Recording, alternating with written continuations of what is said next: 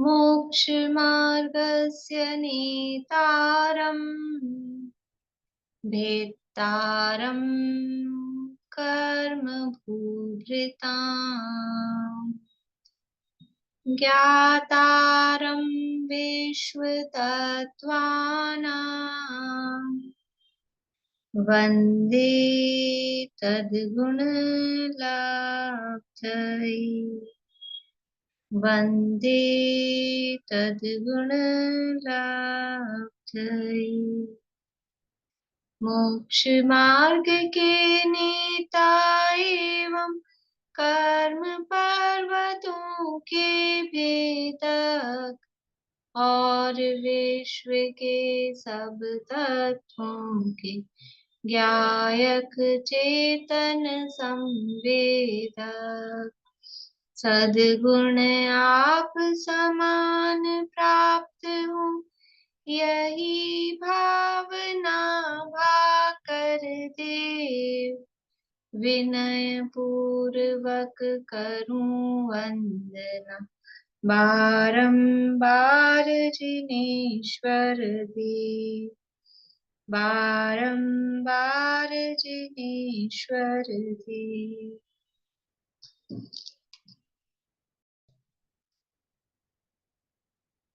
तत्वार्थ सूत्र नामक ये महाशास्त्र है आचार्य उमा स्वामी देव द्वारा रचित।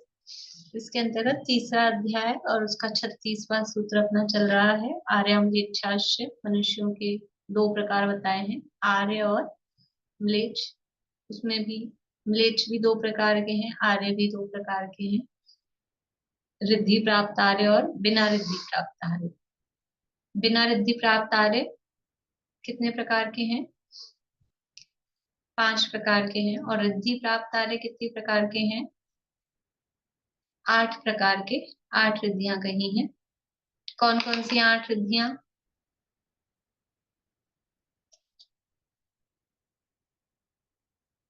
बुद्धि रिद्धि, क्रिया रिद्धि, विक्रिया रिद्धि, तप रिद्धि, औषध रिद्धि, रस रिद्धि, अक्षर रिद्धि। एक कम रह गई, बल नहीं बोला शायद, है ना? हाँ, बल। ठीक। इस तरह से उसमें से हमारी अभी पहली रिद्धि की चर्चा चल रही है, बुद्धि रिद्धि।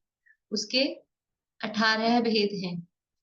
18 में से कितने की चर्चा हो गई है नाम बताने हैं। देखो पढ़ते जा रहे हैं तो अब ऐसे भारी नहीं लग रहा ना 18।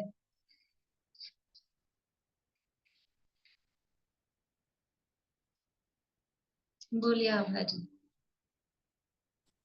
केवल ज्ञान, मन पर्याय ज्ञान, अवधि ज्ञान, कोष्ठ बुद्धि, बीज बुद्धि, पदानुसारिणी विधि, दूर स्पर्शन, दूर रसन, एक रह गई पहले, ये 4 का ग्रुप है ना। पदानुसारिणी और संभिन्न श्रोतत्व, और दूर स्पर्शन, दूर रसन, दूर ग्रहणत्व, दूर श्रवण और दूर दर्शनत्व, प्रज्ञा श्रवण, प्रत्येक बुद्धत्व, यही तक हुआ ना, प्रत्येक बुद्धत्व तक। कल हुआ ना एक और 10 पूर्वित्व। 10 पूर्वित्व, ठीक है। 15 रिद्धियों की चर्चा अपनी हुई है, 10 पूर्वित्व बुद्धि रिद्धि तक। कल हमने देखो प्रज्ञा श्रवण और प्रत्येक बुद्ध इनकी चर्चा की थी। और फिर 10 पूर्वित्व बुद्धि रिद्धि किसे कहते हैं या किन को होती है?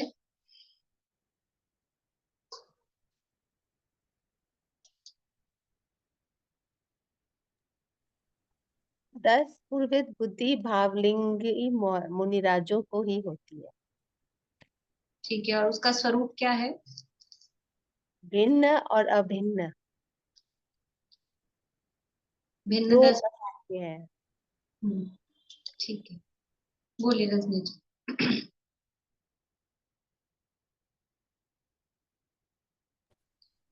बादशाह के 10 पूर्वों का ज्ञान जिनको होता है उनको 10 पूर्वी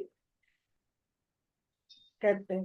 बुद्धि 10 पूर्वों का ज्ञान जिनको होता है, तो जिनको भी 10 पूर्वों का ज्ञान होता है वो क्या 10 पूर्वित्व रिद्धिधारी? नहीं, उसमें 3 भेद हैं। तो 3 भेद में 3 भेद नहीं है। 3 भेद मतलब 10 पूर्वों के ज्ञान वाले के नहीं है। ये 10 पूर्व रिद्धि वालों के, बुद्धि रिद्धि वालों के 3 भेद है। नहीं, वो हम्म। मैं बताती हूँ। 10 पूर्वित्व मतलब ये किसको होती है, ये पूछ रहे हैं ना। हम्म, जो भावलिंगी मुनिराज तप के माध्यम से इन विद्याओं को 10 पूर्वों का ज्ञान प्राप्त कर लेते हैं, उन्हें 10 पूर्वित्व बुद्धि रिद्धि मुनिराज कहते हैं। नहीं, ये तो इसने बताया था। बोलो पारो।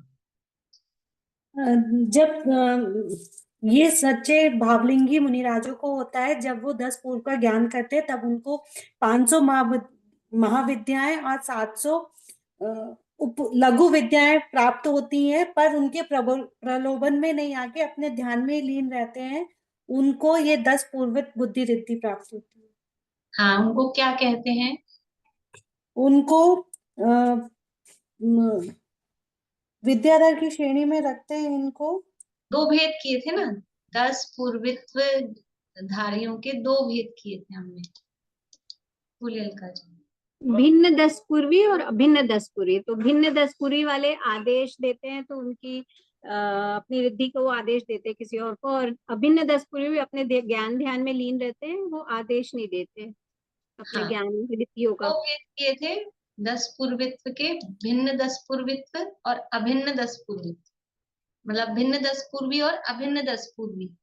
तो जिनको भी 10 पूर्वों का ज्ञान हो जाता है, वो 10 पूर्वित्व बुद्धि रिद्धि के धारक हैं और उन्हें नमस्कार किया है? नहीं, 10 पूर्वों का ज्ञान तो भिन्न 10 पूर्वी को भी हुआ, अभिन्न 10 पूर्वी को भी हुआ, लेकिन यहाँ 10 पूर्वित्व बुद्धि रिद्धि ये किसको कही गई है? अभिन्न 10 पूर्वी को। वो रिद्धि किसको कही है? अभिन्न 10 पूर्वी को। केवल ज्ञान होने मात्र से रिद्धि नहीं कही। और वो जो 3 भेद आप कह रहे हैं ना, वो तो विद्याधरों के 3 भेद किए हमने, ठीक है ना। 10 पूर्वी के 2 भेद, एक भिन्न 10 पूर्वी, एक अभिन्न 10 पूर्वी। ये 10 पूर्वों का ज्ञान होने पर 500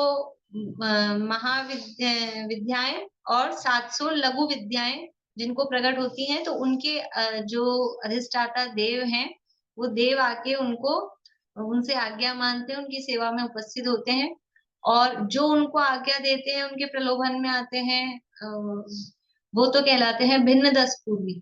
और जो उनको कोई आज्ञा वगैरह नहीं देते, उनके प्रलोभन में नहीं आते, अपने ज्ञान ध्यान में लीन रहते हैं, वो कहलाते हैं अभिन्न 10 पूर्वी। तो यहाँ 10 पूर्वित्व बुद्धि रिद्धि में अभिन्न 10 पूर्वियों की चर्चा है। अभिन्न 10 पूर्वी हैं, वही 10 पूर्वी बुद्धि रिद्धि के धारक कहे गए, ठीक है। उन्हीं को यहाँ पर नमस्कार किया गया है। अब ये जो इनका दूसरा नाम है, जो अभिन्न 10 पूर्वी या 10 पूर्वित्व बुद्धि रिद्धि के धारी हैं, उनका वो विद्याधर श्रमण भी कहलाते हैं। दूसरा नाम क्या दिया उनका? विद्याधर श्रमण। तो फिर हमने देखा था कि विद्याधर 3 प्रकार के हैं। एक तो जो विद्याधर मनुष्य हैं, विजयार्थ पर्वत की श्रेणियों में रहते हैं वो। दूसरे जो विद्याधर थे, विद्याधर मनुष्य थे, विजयार्थ की श्रेणियों में रहते थे, उनको विद्याओं का ज्ञान था, उन्होंने अपनी विद्याओं को यूज लेना छोड़कर, यानी विद्याओं का त्याग कर कर वो मुनि बन गए, तो वो भी विद्याधर श्रमण कहलाते हैं, विद्याधर कहलाते हैं अभी भी। और जिनको ये विद्यानुवाद पूर्व का ज्ञान हुआ, यानी 10वें पूर्व का ज्ञान जिनको प्रकट हुआ, वो भी विद्याधर कहलाते हैं। विद्याधर माने विद्याओं को धारण करने वाले, और धारण मतलब ज्ञान में धारण करने वाले। तो ज्ञान तो तीनों को ही है, लेकिन जो पहले वाले हैं वो तो सामान्य मनुष्य हैं, उनकी तो बात यहाँ रिद्धियों के प्रकरण में है ही नहीं। इन पूरी ही रिद्धियों के प्रकरण में मुनिराजों की ही चर्चा है, अन्य देवों की या मनुष्यों की उनकी बात यहाँ पर, उनको यहाँ नमस्कार नहीं कर रहे। ये पूरा धवला में, धवला की नवी पुस्तक है, वेदना खंड है, यानी 6 खंड है ना, छठ खंडागम की, उसकी टीका है। तो चौथा खंड जहां से चालू होता है, 3 खंड का समझ लो एक ग्रुप है, वो 8 पुस्तकों में है, और नवी से लेके 16वीं पुस्तक धवला टीका में वो नेक्स्ट 2 खंड का ग्रुप है, और फिर 6ठा जो खंड है वो महावंत, उसके अलग 7 बुक्स हैं। तो जो नवी पुस्तक है धवला की, उसमें आमिर सेन स्वामी ने ऐसे लगभग एग्जैक्ट तो मुझे ध्यान नहीं है, लेकिन ये जितने भी रिद्धियों के प्रकरण हैं 31 सूत्र ऐसे नमो नमो कर करके सारे रिद्धिधारियों को, नमो ओहि जिनानम, नमो केवली जिनानम, फिर नमो पत्ते बुद्धि रिद्धि नाम, नमो 10 कुव्याणाम, ऐसे करके सबको नमस्कार किया शुरू में मंगलाचरण के रूप में। मतलब एक मंगलाचरण लिखी गाथा है, उसके बाद में ये सारे रिद्धिधारियों को उन्होंने इस तरह से नमस्कार किया है। तो यहाँ जो मैं बार बार बोलती हूँ ना, यहाँ इनको नमस्कार किया है, इनको नहीं किया है, तो नमस्कार किया है मतलब वो वहां धवला में वीरसेन स्वामी ने जो नमस्कार किया है वो। अब एक ये प्रश्न बाद में उठाएंगे अपन, अभी अगले रिद्धि के बाद। कल कोई होमवर्क दिया था क्या? मैंने होमवर्क तो ना दिया था। ये जो 10 पूर्वी रिद्धि है, ये किन कर्मों के क्षयोक्षम से या किन कर्मों के उदय से प्रकट होती है?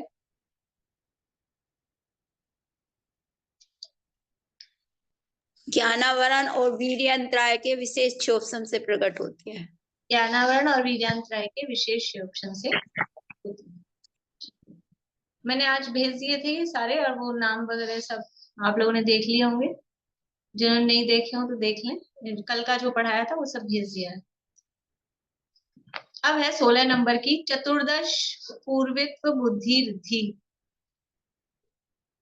चतुर्दश पूर्वित्व बुद्धि रिद्धि।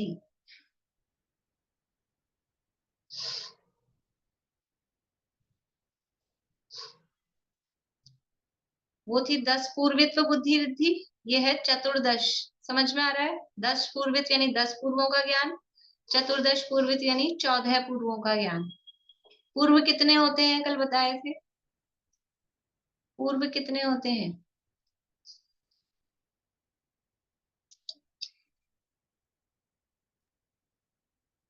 आवाज ही नहीं। आवाज नहीं आई, कोई बात। पूर्व कितने होते हैं? बोलिए मनोरमा जी। 11। 11। 14 पूर्व होते हैं। 14 पूर्व होते हैं, कल बताया था।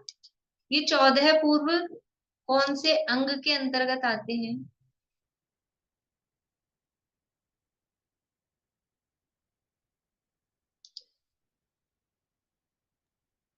जो 12वां अंग है उसमें जो दृष्टिवाद अंग के अंदर आते हैं, जो उसके 5 भेद है। 12वां अंग का नाम है दृष्टिवाद। उस दृष्टिवाद के 5 भेदों में से एक भेद का नाम है ये पूर्व। तो वो पूर्व 14 होते हैं। तो यहाँ बता रहे हैं, वो आपको कुछ पूछना है? 14 पूर्वों का ज्ञान जिस बुद्धि में प्रकट होता है वो बुद्धि चतुर्दश पूर्वित्व बुद्धि है, सीधे सरल शब्दों में। अभी उसका और स्वरूप अपन समझेंगे। यानी 14 पूर्वों के ज्ञान को धारण करने की जो शक्ति है, ज्ञान की जो शक्ति है, उस शक्ति का नाम चतुर्दश पूर्वित्व बुद्धि रिद्धि है।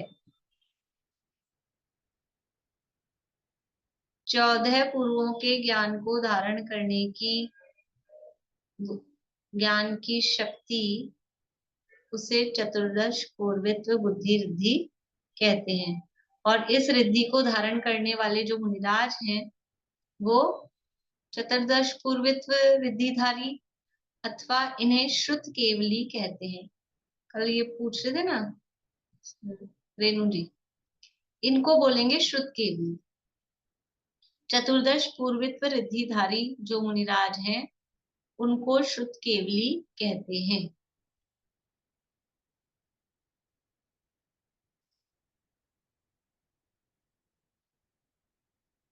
देखिए कल मतलब मंडे को अपने चलेगा उसमें रत्न शावकाचार्य में बहुशुद्ध भक्ति भावना में, वहां तो द्वादशांग का वर्णन चलेगा। फिर प्रवचन भक्ति भावना में ये जो श्रुत की परंपरा है, भगवान महावीर के मोक्ष जाने के बाद में कैसे कैसे ये परंपरा चली, तो ये अपना अच्छा है, साथ साथ में आएगा तो थोड़ा ये क्लियर भी हो जाएगा।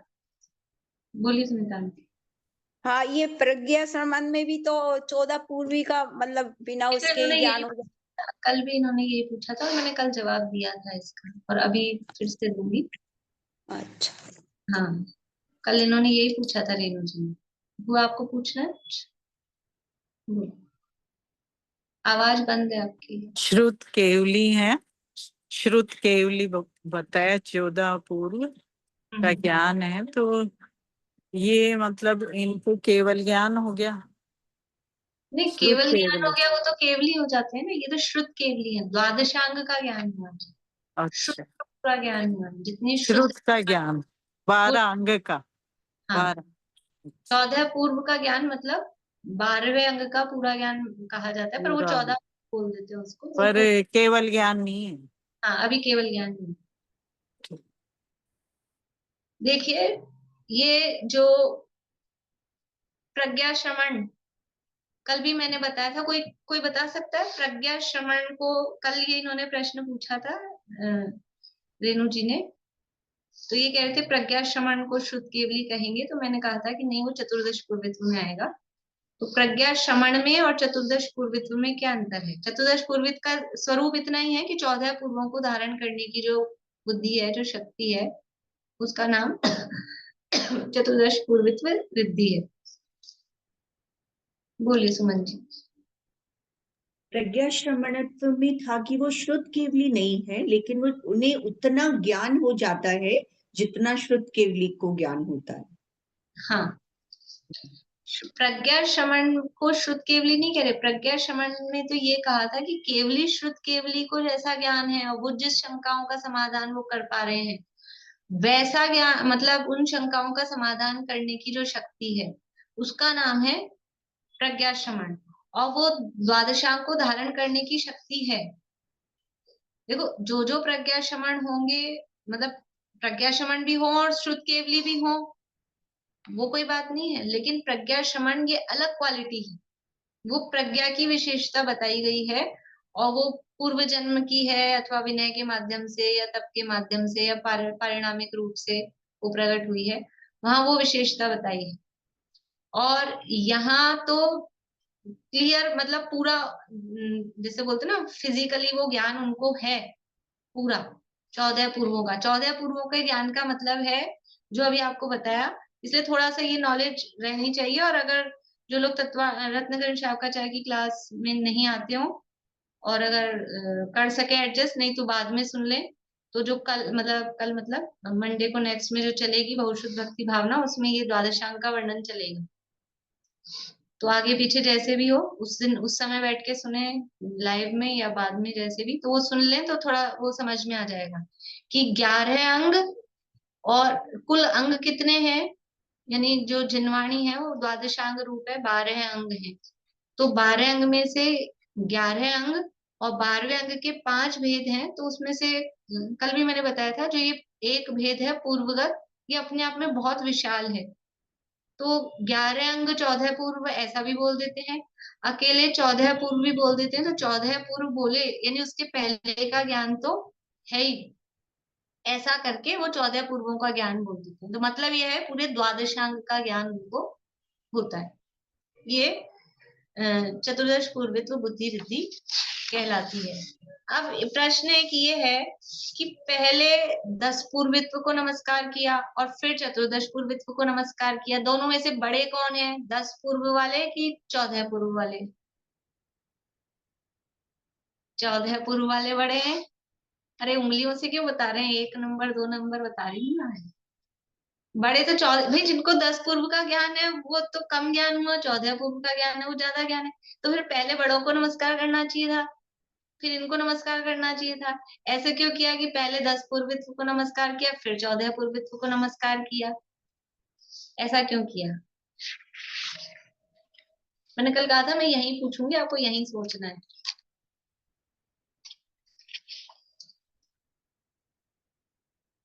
बोलिए। 10 पूर्व वाला तो चलायमान ही हो सकता है ना, आपने अभिन्न और भिन्न 2 भेद बताए थे ना। तो वही तो मैं कह रही हूँ, वो चलायमान हो सकते थे तो इनको पहले बाद में नमस्कार करते ना, इनको पहले कर, चलायमान भी नहीं हो रहे। प्रश्न और तो वही है, प्रश्न तो वही है। कोई नहीं, बोलिए आशा आंटी। विद्याओं वाला फर्क होगा। जिनको 14 पूर्वों का ज्ञान है उनको विद्यानुवाद का ज्ञान होगा या नहीं होगा? नहीं होगा तो सही, लेकिन प्रकट हो जाती है विद्या या नहीं होती है 14 का ज्ञान है उनको 10वें का ज्ञान होगा कि नहीं होगा? जो कॉलेज में आ गया उसने 10th पास किया कि नहीं किया? लास्ट है, लास्ट पूछ रही हूँ, नहीं तो फिर मैं ही बताती हूँ। ये जो 10 पूर्व तो होते हैं, अभिन्न 10 पूर्वी, वो निश्चय से अब मोक्ष जाएंगे, तो मतलब ऐसा नियम, नियम कहाँ लिखा है मैंने कि वो मोक्ष जाएंगे? ऐसा नियम नहीं लिखा है 10 पूर्विक का, क्योंकि हमने कल नाम देखे ना, मायरो भगवान के मोक्ष जाने के बाद 11 मुनिराज हुए, तो मोक्ष कहाँ गए? 10 पूर्वों के धारी हुए, आगे अगले मैं मतलब भी किसी जाएंगे, आगे तो भिन्न 10 पूर्वी भी जाएंगे। वो ऐसा थोड़ी ना मोक्ष नहीं जाएंगे, आगे तो वो भी जाएंगे, ये नहीं। देखिए एक बात कि पहली बात ये है कि उसमें पहला सिंपल तो ये है कि क्रम से चल रहे हैं, तो पहले 10 पूर्व आएंगे फिर 14 पूर्व आएंगे, तो एक परंपरा या एक सीरियल या क्रम बताने के लिए पहले 10 पूर्वी को नमस्कार किया, भाई 10 पूर्वों का ज्ञान हुआ, और उसके बाद में फिर आगे बढ़ के 14 पूर्व वालों को नमस्कार किया। ये तो एक सिंपल सा है। दूसरी बात ये है कि 10 पूर्वों वाले में हमने किनको नमस्कार किया? 10 पूर्वित्व में अभिन्न 10 पूर्वित्व को, अभिन्न 10 पूर्वित्व को नमस्कार किया है, मतलब उन्होंने वो विद्याएं प्राप्त करके उनका त्याग किया, तो त्याग की महिमा दिखाने के लिए पहले इनको यहाँ पर स्मरण किया गया है कि उनकी जो त्याग की महिमा है, उस त्याग की महिमा के कारण यहाँ पर पहले इनको नमस्कार किया गया है। ये वीरसेन स्वामी ने धवला में खुद ने प्रश्न उठाकर ये समाधान दिया है कि त्याग की महिमा दिखाने, क्योंकि उन्होंने ये नमस्कार किए हैं, तो पहले तो नमस्कार किया उन्होंने नमो 10 पूर्वियाणम, और फिर नमस्कार किया उन्होंने नमो चतुर्दश पूर्वियाणम। तो ऐसा फिर उन्होंने खुद ने ही शंका उठाई कि पहले 10 पूर्वी को फिर चतुर्दश पूर्वी को क्यों नमस्कार किया? उनका त्याग की महिमा दिखाने के लिए हमने पहले उनको नमस्कार किया है। अब एक और प्रश्न है कि द्वादशांग के धारी हैं सब, मतलब पूरे 12 अंग हैं, तो उनमें से 10वें अंग नहीं, 12 अंग हैं, 14 पूर्व हैं, 14 पूर्व हैं, तो उसमें से 10वें पूर्व वालों को और 14 पूर्व वालों को ही नमस्कार क्यों किया? फिर 12वें 13वें वालों को तो नहीं किया, 10वें वालों को किया। और उससे पहले पहले दूसरा तीसरा चौथा पांचवा छठा आठवां इन पूर्वों का ज्ञान भी हुआ होगा, तो उनको नमस्कार नहीं किया।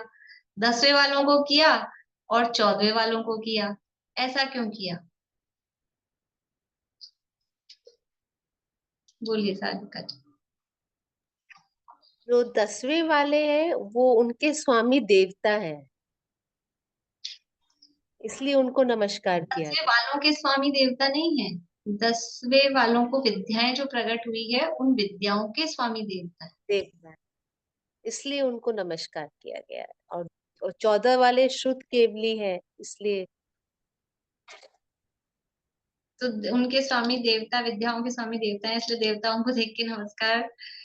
मतलब बात तो इसमें ये आएगी, लेकिन आप उस सही जगह पे नहीं पहुंच पा रहे, जाएगा भी नहीं वहां दृष्टि, तो वो विशेष ही है अलग, लेकिन ठीक है आपने वो उस चीज को नोट किया। बोलिए। 9 पूर्व के जो धारी होते हैं, जो ज्ञाता होते हैं, वो मिथ्या दृष्टि भी हो सकते हैं। जो 10 पूर्व के होते हैं वो भावलिंगी मुनिराज ही होंगे, शायद इसलिए भी हो सकता है कि पहले उनको नमस्कार किया गया हो। और फिर 11वें 12वें वालों को क्यों छोड़ा? उसमें समाहित हो जाते होंगे। ठीक बात, ठीक बात, बोलो बात। भाभी इसमें भी त्याग की महिमा के कारण हो सकता है 10वें में बहुत मतलब वो प्रलोभन में नहीं आए, इसलिए त्याग इतना त्याग किया इसलिए, और दूसरा सच्चे भावलिंगी मुनि थे, और 14वें तो पूर्ण ज्ञान के धारी हैं, तो नमस्कार बनते ही है। ठीक है, अच्छा, बढ़िया, अच्छा बताया। देखिए मतलब तीनों ने जो जवाब दिए वो सही सही है, सही के निकट है ऐसे, अच्छे जवाब दिए। देखिए, जो ये नमस्कार किया है 10 पूर्वित और चतुर्दश पूर्वित को, तो उसके पीछे कारण ये है, पहली बात तो कि औरों को छोड़ा नहीं है, वो उसमें गर्वित ही है। पहली बात, किसी को छोड़ा नहीं है, इसमें वो गर्वित है। तो भी आपने इन्हीं को क्यों प्रमुख किया, कि इनके साथ विशेषता क्या है कि 10 पूर्वों का ज्ञान प्रकट होने पर, यानी ये विद्यानुवाद ज्ञान प्रकट होने पर और 14 पूर्वों का ज्ञान प्रकट होने पर चारों निकायों के देव आकर और अपने अलग अलग उनके सबके हैं, कौन किस वाद्य यंत्र के साथ आकर, और वो मुनिराज की वंदना पूजन करते हैं। जैसे शुद्ध पंचमी के संबंध में सुना होगा, जब ये षटखंडागम की रचना पूर्ण हुई तो देवताओं ने आके शुद्ध पंचमी की पूजन की थी, इसलिए शुद्ध पंचमी पर्व मनाया जाता है।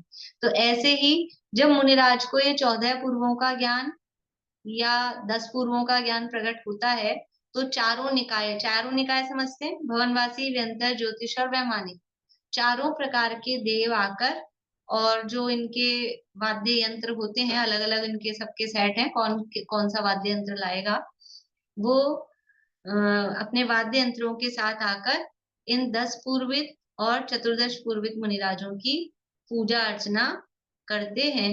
इसलिए इनको ही विशेष रूप से यहाँ नमस्कार किया है, और बाकी सब उसमें गर्भित है। किसी को ऐसा छोड़ा है ऐसा नहीं है, बाकी सब उसमें गर्भित ही है। क्योंकि पहले अंग के ज्ञान के बिना किसी को 12वें अंग का ज्ञान नहीं हुआ, वो वहां तक पहुंचा है। पहले पूर्व के बिना किसी को 10वें पूर्व का ज्ञान नहीं हुआ है, तो वहां तक पहुंचा है, तो बाकी सब उसमें गर्भित ही है। इस तरह से ये इसको शब्द दिया है वीरसेन आचार्य ने कि इन 2 स्थानों पर ही जो है वो श्रुत का विशेष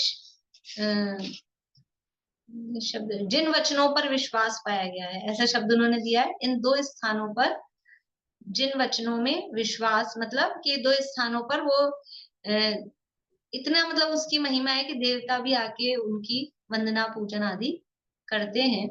इसलिए इनकी, मतलब इनका जो तप है या इनका जो वैराग्य है या इनकी जो ये ज्ञान की शक्ति है, ये विशेष है, इसलिए वो देवता आके वहां उनको नमस्कार करते हैं। इसलिए यहाँ पर इन दोनों को नमस्कार किया गया है। अब ये जो 14 पूर्व के धारी मुनिराज हैं, इनकी विशेषता, इस रिद्धिधारी मुनिराजों की क्या विशेषता है, ये मुनिराज कभी भी मिथ्यात्व को प्राप्त नहीं होंगे। 10 पूर्वित्व वाले तो, जो भिन्न 10 पूर्वी हैं, वो तो मिथ्यात्व को प्राप्त हो जाएंगे बाद में, मतलब जैसे उन्होंने आदेश वगैरह दिया तो मिथ्या दृष्टि हो जाएंगी। लेकिन 14 पूर्वों के धारी जो भी मुनिराज होंगे, वो कभी भी जीवन, मतलब केवल इस जीवन में ही नहीं, वो कभी मिथ्यात्व को प्राप्त नहीं होंगे, और उस भाव में असंयमी भी नहीं होंगे। उस भाव में, क्योंकि मरण के बाद तो देवगति में जाएंगे तो असंयमी होंगे ही होंगे, लेकिन उस भाव में असंयमी भी नहीं होंगे। मतलब ऐसा नहीं होगा कि गिर के नीचे गुण स्थानों में चौथे में आ जाएं, नीचे गिर जाएं, ऐसा नहीं होगा। इस 14 पूर्व के धारी मुनि कभी मिथ्यात्व को प्राप्त नहीं होते और उस भाव में असंयम को भी प्राप्त नहीं होते, और कालांतर में अगले अगले भावों में मोक्ष तो जाएंगे ही जाएंगे, ये तो उसमें तो कोई बात ही नहीं है। मैम, तो ये 5वें स्वर के देव होते हैं क्या? ये हो जा, मतलब ज्यादा चांस रहता है क्या इनका? ऐसा कोई नियम नहीं, वो 5वें स्वर्ग के देव तो सामान्य भी होते हैं, वो लौकांतिक के आप पूछ रहे हैं। हाँ, लोकांतिक। सारे देव लौकांतिक नहीं होते, 5वें स्वर्ग में कोई विशेष प्लेस भी बताया है, और वो ही लौकांतिक देव होते हैं जो उसके अंत भाग में रहते हैं, कॉर्नर्स में। सारे देव 5वें स्वर्ग के लौकांतिक नहीं होते, ठीक है। जो एक भवाधारी होते हैं, जो बोल रही हूँ मैं, जो लौकांतिक देव हैं वो एक भवावतारी होते हैं, तो वो पूर्व भाव में मुनि होते हैं। वैराग्य की विशेषता, ब्रह्मचर्य की विशेषता उनमें होती है, वो उस बल से उस फल में वहां लौकांतिक बनते हैं। पर ऐसा कोई नियम नहीं कि 14 पूर्व वाले लौकांतिक ही बनेंगे, ऐसा कुछ नियम नहीं है। बस ये है कि लौकांतिक जो बनेंगे वो पूर्व भाव में मुनि ही होते हैं, और साथ में विशेषता ये होती है कि ब्रह्मचर्य का विशेष रूप से समझ लो कठोर पालन वो करते हैं, तो वो वहाँ इसीलिए उनको ब्रह्मर्षि ब्रह्मचारी रहते हैं ना वो पांचों स्वर्ण में, वो वहाँ वो बनते हैं।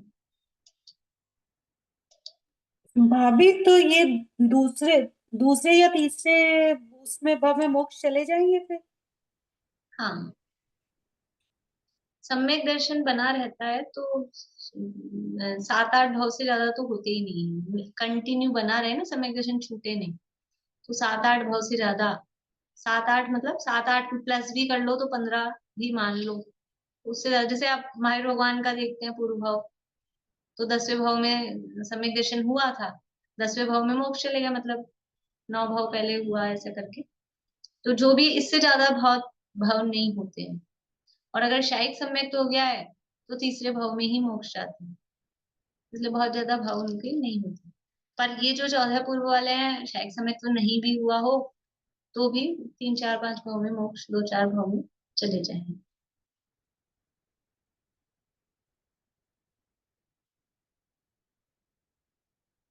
अब प्रश्न ये है, आप जो मैं प्रश्न आप लोगों से पूछ रही हूँ ना, वो प्रश्न भी आप लिख कर, मतलब क्योंकि ये अभी तो पढ़ रहे हैं, फिर शंका खुद के दिमाग में उड़ जाएगी। अभी तो ठीक है सुन लिया, फिर थोड़े टाइम बाद पढ़ेंगे तो अरे इसमें और इसमें क्या अंतर है, तो वो प्रश्न भी बाद में अभी जैसा भी लिख के उसका जवाब भी लिखिएगा। प्रज्ञा शमणत्व और चतुर्दश पूर्वित्व रिद्धि में क्या अंतर है, प्रश्न है ये। आज तो प्रश्न ही प्रश्न में ज्यादा पूछ रही हूँ आप लोगों से, 3-4 हो गए हैं अंतर वाले और इस तरह के। प्रज्ञा शमन और चतुर्दश पूर्वित रिद्धि में क्या अंतर है? अब बता चुकी हूँ मैं लगभग 2 बार, केवल आप लोगों को बताना है उसको पॉइंट वाइज। बोलिए आवाज। प्रज्ञा श्रमण वाले उस शक्ति की प्राप्ति होती है और वो दूसरों को समझा भी सकते हैं। और ये दूसरे कौन से चतुर्दश पूर्व वाले को तो केवल अपने पास शक्ति होती है, उनको समझाने की बात नहीं की कि दूसरों को समझा सके, बात नहीं की, लेकिन ऐसा नहीं है, मतलब वो क्योंकि शुद्ध केवली है तो समझा भी सकते हैं।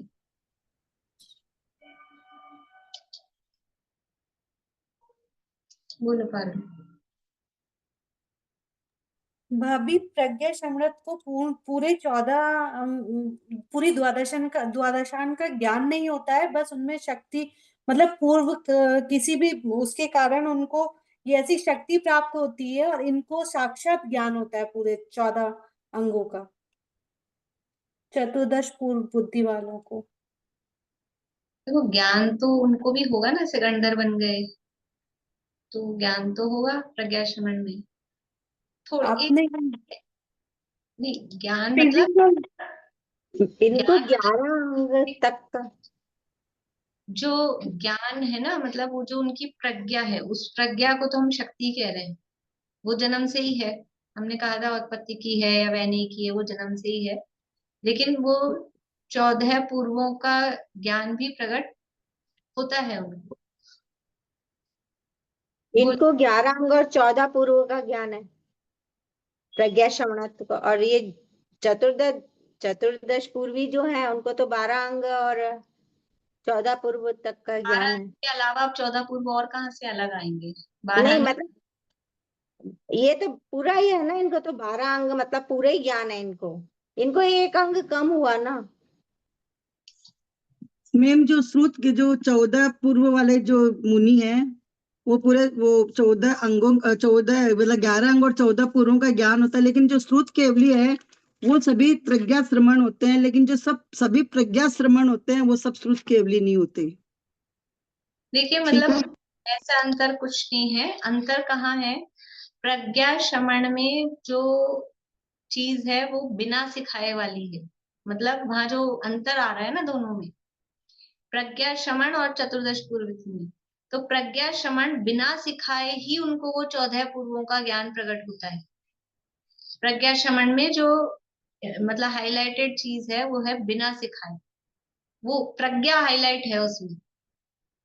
तो बिना सिखाए ही उनको 14 पूर्वों की निपुणता प्राप्त होती है। और ये जो चतुर्दश पूर्वित है ये सीख कर भी कर सकते हैं, मतलब इसमें ऐसा नियम कुछ नहीं है कि इनको जन्मजात कोई ऐसी वो है, सीख कर भी वो कर सकते हैं। तो वो सीख कर करना और बिना सिखाए करना, वहां वो अंतर है। और दूसरा अंतर क्या है कि प्रज्ञा श्रवण को शुद्ध केवली संज्ञा नहीं दी, प्रज्ञा श्रवण को शुद्ध केवली नाम नहीं दिया, 14 पूर्व रिद्धिधारों को शुद्ध केवली नाम दिया गया। ये इसमें मुख्य रूप से अंतर है। ज्ञान तो दोनों को है, मतलब हो सकता है मेरे बोलने से आप ऐसा समझ रहे हो कि उनको ज्ञान नहीं, ज्ञान तो 14 पूर्वों का प्रज्ञा श्रवणों को भी होगा और इनको भी होगा। लेकिन प्रज्ञा श्रवण को जो ज्ञान हुआ है 14 पूर्व का, वो बिना सिखाए श्रुत की विनय से, जो जो अपन ने 4 प्रकार की प्रज्ञा पढ़ी है उससे उनको वो ज्ञान प्रकट हुआ है।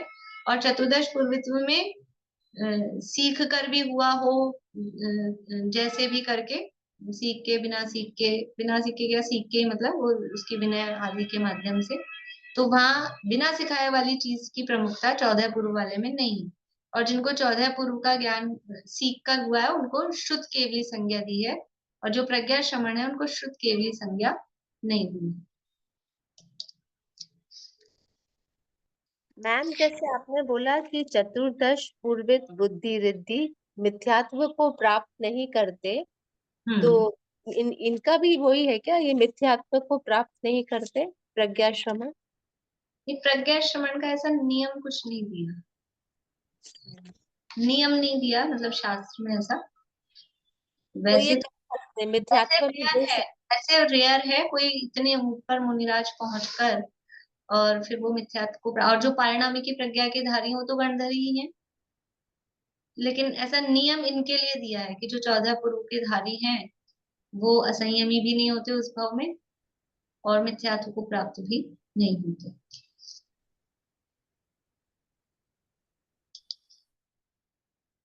बोलिए मैम। खाली इसमें फिर प्रज्ञा श्रवण वाला एक ही पॉइंट मतलब इसमें अलग से है, वो 3 पॉइंट तो सीख कर भी हो रहा है प्रज्ञा श्रवण में, जो कर्मजा हो रहा है वो सब ना। कर्मजा में तो कहाँ सीख रहे हैं, वो तो तप या औषध सेवा से हो रहा है कर्मजा। तो उसमें सीख रहे हैं ना वैनिक में।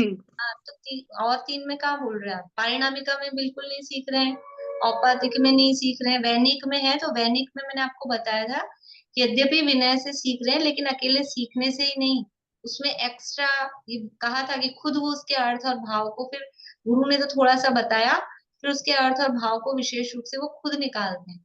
वहां उस दिन मैंने प्रश्न उठा के भी कहा था कि फिर ये वैनिक ही है तो फिर इसको आप प्रज्ञा में कैसे ले रहे हो? तो सीख के हो रही है, क्या प्रज्ञा कह रहे हो कि बिना सिखाए ही जो बुद्धि में विशेषता प्रकट होती है 14 पूर्वों को जानने की, वो प्रज्ञा है। तो वैनिक की प्रज्ञा भी विनय से प्रकट हुई है, गुरु की विनय से, लेकिन वो ऐसा पूरा का पूरा नहीं सिखाया गया है उसमें। गुरु ने कुछ सिखाया, फिर उसमें से खुद ने उसके विशेष विशेष भावों को निकालकर वो ज्ञान प्रकट करने की शक्ति उन्होंने प्रकट की है। तो मैम जो वैनिक की विद्या उसमें तो मतलब मैंने ऐसे लिखा है कि 12 अंगों का जैसे ऐसे खाली लिखा है, तो ठीक है ना? वो आपने लिख लिया तो वो 12 अंगों का कुछ नहीं, मेरा जो मैंने लिखी हूँ मैं इसीलिए क्लियर कर रही हूँ। पूरा वाक्य बोलिए, क्या लिखा है? द्वादशांग सूत्र की जो इस भाव में विनय से 12 अंगों को पढ़ा सुना, परोपदेश से जो श्रद्धा से अध्ययन किया, इस तरह लिखा है मैंने। हाँ, तो 12 अंगों को ही तो 12 अंग का ज्ञान तो होगा, लेकिन विनय से होगा। पर उसमें मतलब परिभाषा रूप में ऐसे ही लिखेंगे गुरु की विनय से जो ज्ञान प्रकट हुआ, लेकिन उसका मतलब ये है, वहां प्रज्ञा कहा है तो प्रज्ञा का मतलब यही है कि गुरु की विनय, श्रुत की विनय करके वो ज्ञान प्रकट हुआ, लेकिन वो निकला खुद से, खुद की बुद्धि से प्रकट, वो प्रज्ञा प्रकट हुई है। इसलिए मतलब प्रज्ञा का मतलब ये हो जाएगा कि मतलब अपने द्वारा ही जो ज्ञान स्वयं के द्वारा प्रकट हुआ, ये मेन इसका हो गया कि बिना सिखाए ही जो विशेष ज्ञान की शक्ति प्रकट होगी उसको प्रज्ञा कहते हैं। ये जब दूसरे दिन भी चला था ना अपना प्रज्ञा श्रवण, तब मैंने और उसको क्लियर किया था प्रज्ञा के अर्थ को। बोलिए सुमन। ये जो चतुर्दश पूर्वित्व होते हैं, ज्ञान उत्कृष्ट है, श्रुत केवली है, सिर्फ चारित्र इनका नहीं हो पाता क्या? मतलब गुणस्थान चौथा ही रहता है? गुणस्थान मतलब कौन से गुणस्थान, कौन से सम्यक्त्व मुनिराजों के की ही सहित? बात चल रही है, मुनिराजों की ही बात, भावलिंगी मुनिराजों की। चौथे की किसी की बात नहीं है, ये पूरे रिद्धिधारियों में मैंने आज भी कहा था, केवल मुनिराजों की ही बात चल रही है। तो गुणस्थान तो किसी का मतलब छठे सातवें से नीचा तो है ही नहीं। हाँ, भावलिंगी ऊपर वाले भी मुनिराज हो सकते हैं, हम्म, ऊपर वाले भी हो सकते हैं, श्रेणी वाले भी हो सकते हैं, पर छठे हम्म, सातवें से नीचे वाले नीचे कोई नहीं, मुनिराज हाँ, नहीं। नहीं clear हुआ। तो फिर क्या क्या कमी रह जाती है कि वो उस भव से मोक्ष केवली नहीं हो पाते? पुरुषार्थ की कमी है। अब बाहर में दोष डालना हो तो मान लो काल पे दोष डाल सकते हैं, पंचम काल में हुए, यद्यपि वो इसी भाव पंचम काल में जन्म लिया है तो पंचम मोक्ष नहीं जा सकते। काल पे क्षेत्र पे दोष डालना हो तो वैसे बाहरी अंतरंग कारण तो यही है कि खुद की इतना पुरुषार्थ नहीं कर पाते, ज्ञान इतना प्रकट हुआ, संयम विशेष हुआ, तप की भी विशेषता है, लेकिन फिर भी श्रेणी चढ़ने योग्य पुरुषार्थ, शपथ श्रेणी चढ़ने योग्य पुरुषार्थ नहीं कर पाते, उसकी ही कमी है पुरुषार्थ। तो वो उपशम श्रेणी चढ़ते हैं? पंचम नहीं काल चढ़ते। पंचम काल में नहीं चढ़ते, हम्म, तो पंचम काल में सातवें गुणस्थान से ऊपर नहीं हो सकता है। ठीक। जो शायक सम्यक तो जिसके पाद मूल में करते हैं, पाद मूल में जो मतलब इनके किया जाता है, इनके शुद्ध केवली के, वो कौन से छठे सातवें गुणस्थान वाले होते हैं या श्रेणी वाले होते हैं? छठे सातवें वाले ही होंगे ना, मतलब श्रेणी वाले तो ध्यान में लीन है। हाँ, तो पर उनके पास भी है तो वो, पर वो उनके उसमें नहीं होता छठे सातवें। मूल का मतलब ये है कि उनसे अब वो उस एरिया में हो, वैसे तो वो भी वो श्रेणी का काल तो मैंने कई बार बताया कि सेकंड्स का टाइम है, तो वो उससे पहले तो छठे सातवें रहे ही होंगे, तो वो उस एरिया में उनके कांटेक्ट में रहें तो कोई भी हो सकते हैं। और वो तो जितनी देर में शनि चढ़ेंगे तो केवली बन जाएंगे, तो वैसे भी उनके पादमूल में तो हो ही सकता है। तो चाहे श्रेणी वाले हों चाहे बिना श्रेणी वाले हों, शुद्ध केवली हो अथवा केवली हो, उनके पादमूल में। ये चतुर्दश पूर्वी बुद्धि रिद्धि कौन से कर्मों के शिवोपशम से प्रकट होती है? तो ये जो विशेष तप के धारी ऐसे मुनिराजों को ज्ञानावरण और वीर्यांतराय कर्म के विशेष शिवोपशम से होती है। तप की विशेषता और ज्ञानावरण और वीर्यांतराय कर्म के शिवोपशम से होती है।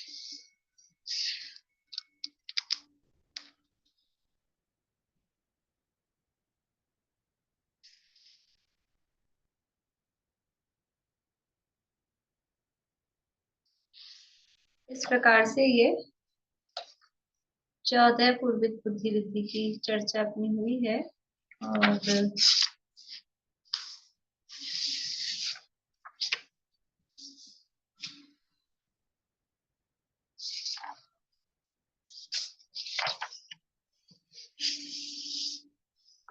महावीर भगवान के निर्वाण जाने के बाद में ये 14 पूर्व रिद्धि के धारी यानी जो शुद्ध केवली, ये सबको प्रसिद्ध है।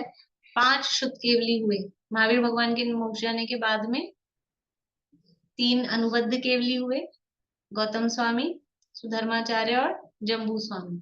और फिर वो शुद्ध श्रीधर केवली हुए जो कुंडलपुर से मोक्ष में वो। पर अभी यहाँ परंपरा में 3 तो अनुबद्ध केवली बताए जाते हैं और उनके बाद में 5 श्रुत केवली हुई। श्रुत केवली अर्थात श्रुत ज्ञान के माध्यम से जिन्होंने लोकालोक को जान लिया है। केवली भगवान केवल ज्ञान के माध्यम से लोकालोक को जानते हैं, और श्रुत केवली है जिन्होंने श्रुत ज्ञान मतलब जिनवाणी के माध्यम से सब कुछ जान लिया, मतलब जितनी जिनवाणी का ज्ञान हो सकता था वो जान लिया। जैसे हम जानते कि नहीं जानते 6 द्रव्यों को, मति शुद्ध ज्ञान का विषय है कि नहीं है 6 द्रव्य। मति श्रुतियोर निबंधो द्रव्येषु असर्व पर्यायेषु, सब द्रव्य मति शुद्ध ज्ञान के विषय है। तो हम जिनवाणी के माध्यम से जानते हैं ना। हम सुमेरु पर्वत को जानते हैं कि नहीं जानते हैं? देख के आए हैं, कौन कौन जाके आए हैं? कि हम जिनवाणी के माध्यम से जानते हैं। तो ऐसे ही वो पूरा जितना ज्ञान है द्वादशांग में, जितना ज्ञान है वो अपने इस शुद्ध ज्ञान के माध्यम से वो जानते हैं, इसलिए उनको केवली वर्ड दिया है, श्रुत केवली। श्रुत में जितना हो सकता था उतना पूरा जानते हैं, तो उनको श्रुत केवली कहते हैं। तो 5 श्रुत केवली हुए। विष्णु, नंदी मित्र ऐसे भी नाम आते हैं, और विष्णु, नंदी ऐसे भी नाम आते हैं। नाम में थोड़ा मतलब डबल नाम चलते हैं। अपराजित, गोवर्धन और भद्रबाहु। विष्णु, नंदी, अथवा इन दोनों नामों की जगह नंदी और नंदी मित्र ऐसे भी नाम आते हैं पहले और दूसरे में। फिर तीसरे है अपराजित, नेक्स्ट है गोवर्धन, और फिर 5वें हैं भद्रबाहु। भद्रबाहु स्वामी इस काल में अंतिम शुद्ध केवली जो पूरे द्वादशांग के ज्ञाता वो भद्रबाहु स्वामी हुए। उसके बाद में फिर कोई भी शुद्ध केवली नहीं हुए। फिर 11 अंगों के धारी, और जो कल आपको बताया था फिर 10 पूर्वों के धारी, इस तरह से थोड़ा थोड़ा ज्ञान कम कम कम कम होता गया। इस तरह से अब आगे 2 रिद्धियां अपनी बची हैं, वादित्व और फिर अष्टांग निमित्त बुद्धि रिद्धि के प्रकरण में। उनकी चर्चा फिर नेक्स्ट सेशन में अपन करेंगे। अभी यहीं पूरा करते हैं।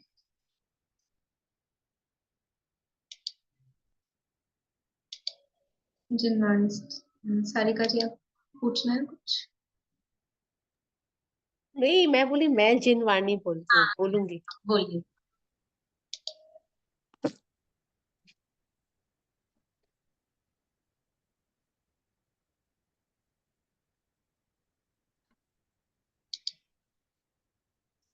आज शेयर नहीं हो रही है। आपको याद है या आप देख सकते हैं कुछ? नहीं, मैं पहली बार बोलूंगी, मुझे नहीं आती है। आज इसमें एरर आ रहा है, शेयरिंग ही नहीं हो रही है। जिनको याद है वो बोल सकते हैं, या फिर मोबाइल में निकाल के। सॉरी, आज आपने बोला लेकिन अंतराय आई है मैम। रत्न मुक्ति का मार्ग है अद्भुत, चैतन्य रत्ना कर अद्भुत से अद्भुत, होवे निमग्न अहो सर्व प्राणी, वीतरागी शासन जयवंत वर्ते, जयवंत वर्ते सर्वज्ञ देव, जयवंत वर्ते निर्ग्रंथ गुरुवर, जयवंत वर्ते श्री जिन वाणी, जिन धर्म जिन तीर्थ, जयवंत वर्ते शुद्धात्मा का श्रद्धान वर्ते, अनुभूति निर्मल विछिन्न वर्ते, आवागमन से निर्मुक्ति होवे, मुक्ति का साम्राज्य जयवंत वर्ते, सर्वज्ञ शासन जयवंत वर्ते, निर्ग्रंथ शासन जयवंत वर्ते।